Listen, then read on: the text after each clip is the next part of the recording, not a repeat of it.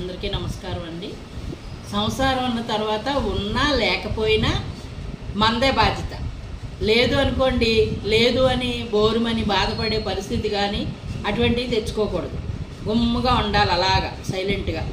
లేదు ఉందే అనుకోండి, ఉంది కదా అని హుషారుగా రూపాయలు ఖర్చు పెట్టుకుని లేకపోతే విలాసాలకు వెళ్ళిపోయి ఏదో ఏదో కొనేసుకుని, అవసరం కానీ కొనేసుకుని ఉన్న 4 డబ్బులు ఖర్చు పెట్టేసి తర్వాత బాధపడే పరిస్థితి అసలా తెచ్చుకోకూడదు. ఉన్నప్పుడు లేనప్పుడు ఎవరైతే ఒకే పొజిషన్లో నడుస్తున్నారో వాళ్ళ దగ్గర ఆ లక్ష్మీదేవి ఎక్కువ నిలబడుతుందండి. ఉందని ఎరవేగరు, లేదని కుంగిపోరు. రెండిట్లు సమబేరేజీ.